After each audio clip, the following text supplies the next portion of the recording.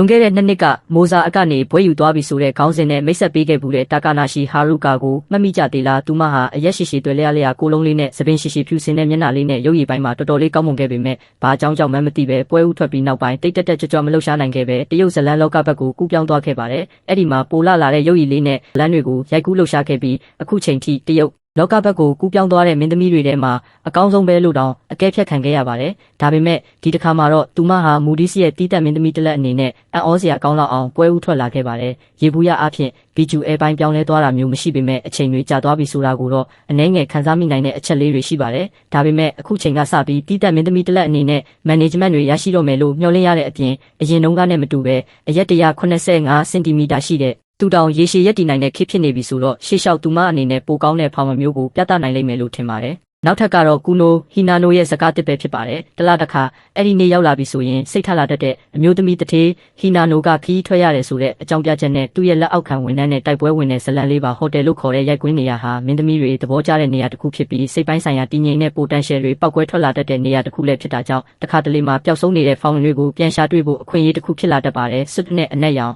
စတော့ကင်တွေဝစ်ဆင်ထားတဲ့ဟီနာနိုရဲ့ BQA ဟာမဆိုးဘူးလို့ပြောလို့ရပြီးအထူးသဖြင့်မနက်ခင်းတိုက်ပွဲဟာသူမရဲ့ထူးခြားတဲ့အသားဖြူအလှတရားနဲ့တေချာပေါင်းဆက်သွားခဲ့တာကြောင့်ခမ်းနားတဲ့အချက်တစ်ခုဖြစ်ခဲ့ပုံရပါတယ်နောက်ထပ်ကတော့ Suzumori Rimu ရဲ့ release အသစ်ပဲဖြစ်ပါတယ်ဒါကတော့အတွေ့အကြုံမှုနဲ့တဲ့အနောင်စာလေးတစ်ယောက်လိုက်သတင်းထုတ်လွှင့်မှုနဲ့အနီးကပ်သတင်းယူမှုတွေကိုအတွေ့အကြုံယူရင်းတစ်ချိန်တည်းမှာပဲတိုက်ပွဲတွေကိုတရုပ်ဆောင်ရတဲ့အကြောင်းအရာပါဒါဟာအပိုင်းတိုင်းမှာတကယ်အနောင်စာထက်ပိုလာနေတဲ့မင်းသမီးရဲ့ BQA ကအာယုံဆိုင်မှုကိုဆွဲဆောင်နိုင်တဲ့စကားတစ်လေးပါအလဲပိုင်းမှာ assistant တစ်ယောက်အနေနဲ့မိတ်ဆက်ပေးထားတဲ့မျက်နှာဖုံးဆွထားသူကတော့အမျိုးသားတရုပ်ဆောင်ဒီကာချင်းစီချီမီဖြစ်ပြီးမှဒီပတ်တဲ့ပုံစံမျိုးဖွဲ့စည်းထားတဲ့ဒီတိုက်ပွဲမှာ Rimu ရဲ့ realistic ဖြစ်တဲ့မျက်နှာအမူအရာတွေကိုမြင်တွေ့ခဲ့ရပါတယ်။ဒါအပြင် Suzumori Rimu ဟာမကြခင်ကိုရီးယားကိုလာရောက်လည်ပတ်မယ်လို့လည်းဆိုပါတယ်။အသေးစိတ်စက္ကန့်ကျူးတွေထွက်လာတာနဲ့တပြိုင်နက် Rimu ရဲ့ကိုရီးယားခရီးစဉ်နဲ့ပတ်သက်တဲ့ event တွေကိုတင်ဆက်ပေးသွားမှာပါ။နောက်ထပ်ကတော့ Ishihara Nozomi ပါဒီစကားတစ်ဟာ production အဖွဲ့နဲ့ Nozomi တို့ကြားကထိတ်တိုက်ရင်ဆိုင်ရတဲ့ပုံစံမျိုးနဲ့စက်အိမ်တီထားပြီးသူမရင်မောလိုက်တဲ့အကြိမ်အရေးအတွက်အတိုင်းစကွစ်တွေနဲ့အတက်လောက်ခံရတဲ့အကြောင်းအရာမျိုးဖြစ်ပါတယ်။ Nozomi ဟာပုံမှန်အားဖြင့်လည်းရင်မောတတ်တဲ့မင်းသမီးတွေ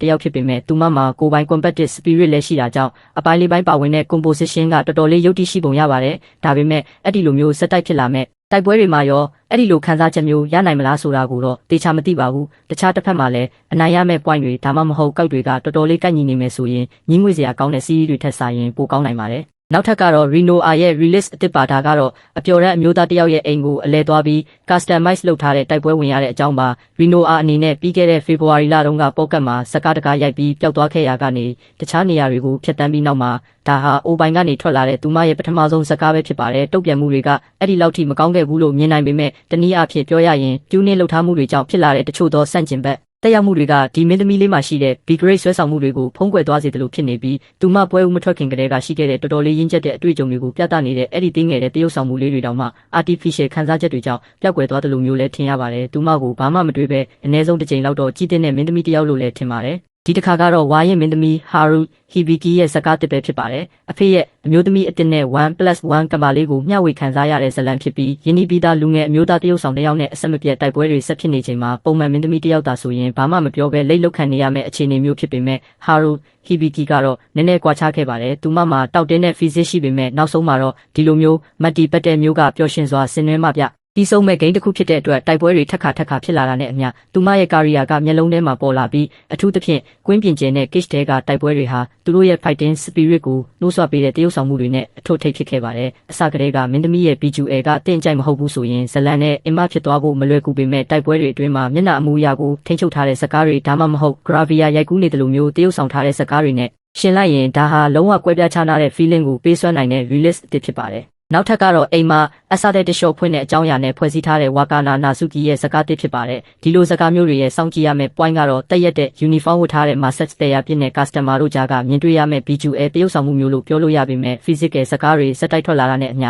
အသေးစိတ် build up တွေတဖြည်းဖြည်းပျောက်ကွယ်သွားတဲ့ flow ကတော့တော်တော်လေးနှမျောစရာကောင်းပါတယ်တခြားတနည်းနဲ့ပြောရရင်ပိုကကစားတဲ့အခါhitting ကတ်ကိုဖွင့်ပြရတဲ့အရာသာမျိုးမရှိပဲအကုန်လုံးကိုချပြလိုက်တယ်လို့မျိုးလို့ခေါ်ရမလားပဲဘာပဲဖြစ်ဖြစ်တဖြည်းဖြည်းတိုးတက်လာတဲ့နာစုကီရဲ့အတင်းကမစိုးခဲ့ပေမဲ့စင်တူယိုမှာတိုက်ပွဲတွေအကြိမ်ကြိမ်ဖွဲ့စည်းထားတာထက်အနည်းဆုံးတစ်ကြိမ်လောက်တော့ reality ခံစားမှုမျိုးလေးပါဝင်လာဖို့ဆန္ဒပြုမိပါတယ် နောက်ထပ်ကတော့ Oku Ichiharu ရဲ့ release အသစ်ပါတာကတော့လက်ထက်ခါနီးလေးမှာရုံးကလုတ်ဖို့ကိုင်းဖက်စီကနေ ANDR ခံလိုက်ရတဲ့ဇလန်းဖြစ်ပြီးသူမပွဲဦးထွက်ပြီးကတည်းကပထမဆုံး outfit ချင်းရဇကားလည်းဖြစ်ပါတယ်ပထမဦးဆုံးအနေနဲ့ငှားရမ်းထားတဲ့ရုံးခန်းရဲ့တုံးက Chiharu ရဲ့အသားဖြူဖြူ visual တွေနဲ့ကွက်တိကျနေတာကြောင့် immersion ကောင်းမွန်ခဲ့ပြီးသူမရဲ့ကြီးမားတဲ့ bust တွေရဲ့အစပြိုးမှုကအစကတည်းကခမ်းနားတဲ့ point တစ်ခုဖြစ်လာခဲ့ပုံရပါတယ် position မျိုးစုံပါဝင်တဲ့ဒုတိယနဲ့တတိယတိုက်ပွဲကဒီထက်ဒီအဖွင့်တိုက်ပွဲရဲ့ visual တွေကပိုပြီး impact ရှိခဲ့တယ်လို့ထင်ပါတယ်နောက်ထပ်ကတော့ Kiyomiya Toa ရဲ့ဇကားတစ်ဖြစ်ပါတယ်အသက်40ကျော်ကွာဟာတဲ့ခြေပေါ်အမျိုးသားကြီးတယောက်သူ့ရဲ့ဇနီး Toa တီးတန့်ချက်နဲ့ပတ်တလာတို့ holiday အနားယူဖို့ရောက်လာတဲ့အပန်းဖြေပြီးလာမှာလမ်းဆလိုက်ဖြစ်သွားတဲ့အခါဇလန်းဆပါတော့တဲ့ disaster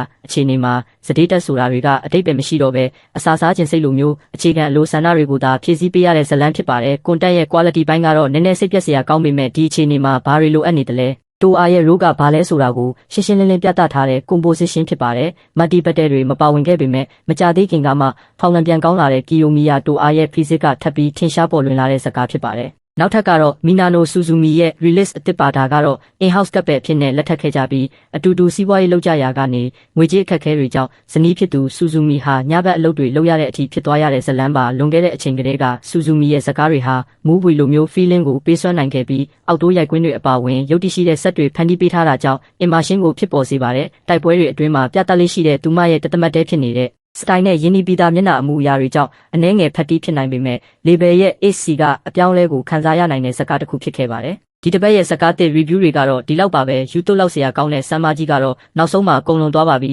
ကျမ်းမာရေးကိုဂရုစိုက်ပြီးလာမယ့်ရာသီမှာလည်း strong ဖြစ်နေပါစေလို့မျှော်လင့်ပါတယ်ဒီနေ့မိတ်ဆက်ပေးခဲ့တဲ့ဇာတ်ကားတစ်တွေကိုကြိုက်နှစ်သက်မယ်လို့မျှော်လင့်ပါတယ်